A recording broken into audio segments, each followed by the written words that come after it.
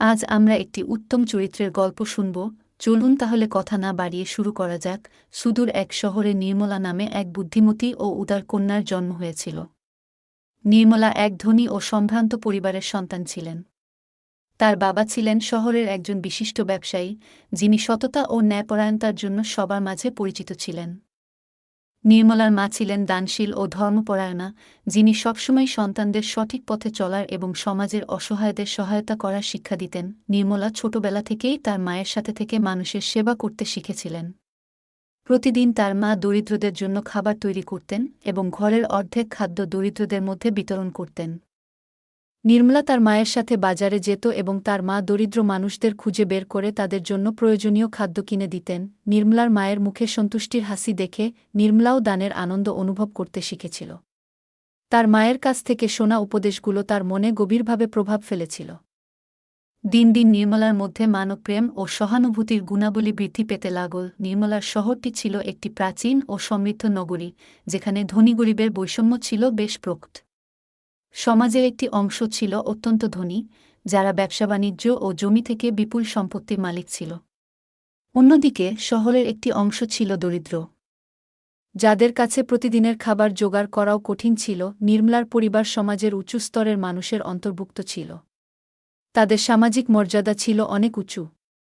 কিন্তু নির্মলা সবসময় দরিদ্র ও অসহায়দের জন্য একটি বিশেষ স্থান রেখেছিল তার মনে। শহরে অনেকেই দরিদ্রদের প্রতি উদাসীন ছিল এবং ধনী ব্যক্তিরা নিজেদের সম্পদ ভোগবিলাসের জন্য ব্যবহার করত।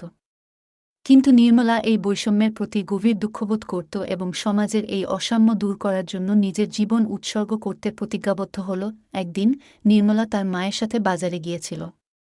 হঠাৎ তারা দেখল যে এক বৃদ্ধ মানুষ অসুস্থ হয়ে পড়ে আছেন এবং কেউ তাকে সাহায্য করছে না। নির্মলা দ্রুত তার কাছে গেল এবং দেখল তিনি খুবই দুর্বল ও অসুস্থ। নির্মলা তার মাকে বলল, মা, আমাদের তাকে সাহায্য করতে হবে। তিনি খুবই অসুস্থ, আর আমাদের সাহায্য ছাড়া তিনি হয়তো বাঁচতে পারবেন না। তার মা সম্মতি জানিয়ে বললেন, অবশ্যই মা, আমরা তাকে আমাদের সাথে নিয়ে যাব এবং তার জন্য যা কিছু প্রয়োজন তাই করব। নির্মলা এবং তার মা সেই বৃদ্ধকে তাদের বাড়িতে নিয়ে এল এবং তার জন্য চিকিৎসার ব্যবস্থা করল। কয়েকদিনের মধ্যে বৃদ্ধ লোকটি সুস্থ হয়ে উঠলেন এবং কৃতজ্ঞতার সাথে নির্মলা ও তার মায়ের কাছে কৃতজ্ঞতা প্রকাশ করলেন। এই ঘটনা নির্মলার মনে গভীর প্রভাব ফেল। তিনি অনুভব করলেন মানুষের সাহায্য করা এবং তাদের জীবনে পরিবর্তন আনা কতটা মূল্যবান।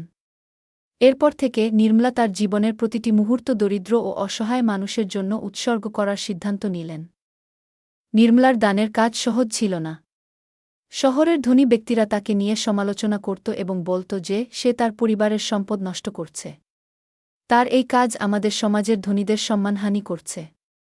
কিন্তু নির্মলা এইসব সমালোচনা এবং বাধাকে উপেক্ষা করতেন। তার নিজের বিশ্বাস এতটাই দৃঢ় ছিল যে তিনি জানতেন তার কাজ সঠিক। তবে তার নিজের পরিবারের মধ্যেও কিছু সদস্য তার এই দানের কাজে আপত্তি জানিয়েছিলেন। বিশেষ করে তার বাবা মাঝে মাঝে চিন্তিত হতেন যে এত বেশি দান করলে তাদের নিজের সম্পদের অভাব হতে পারে। নির্মলার মা এইসব পরিস্থিতি সামাল দিতেন এবং তার বাবাকে আশ্বস্ত করতেন, নির্মলার দান আমাদের সম্পদ বৃদ্ধি করবে, কারণ সে সঠিক পথে সম্পদ ব্যয় করছে।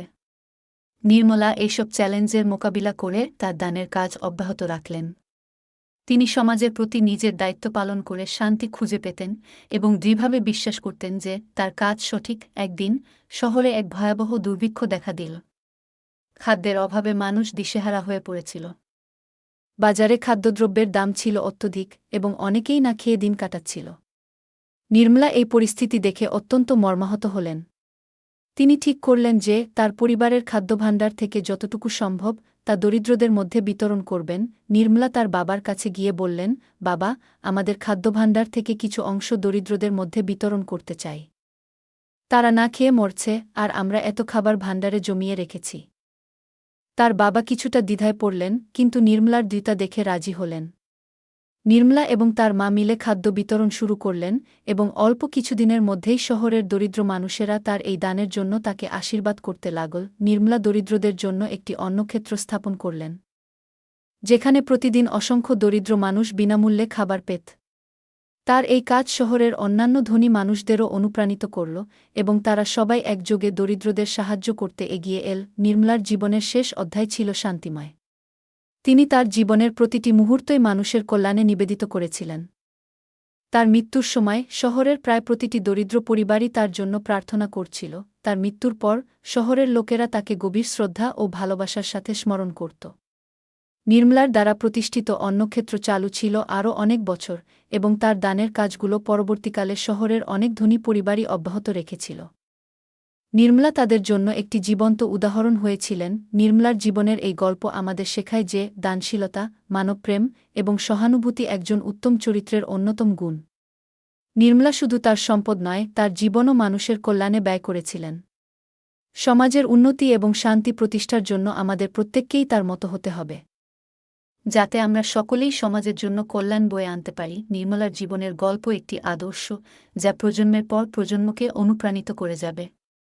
উত্তম চরিত্রের এমন উদাহরণ আমাদের নিজেদের জীবনের প্রতিটি ক্ষেত্রে অনুসরণ করা উচিত, যাতে আমরা সমাজে ভালো পরিবর্তন আনতে পারি।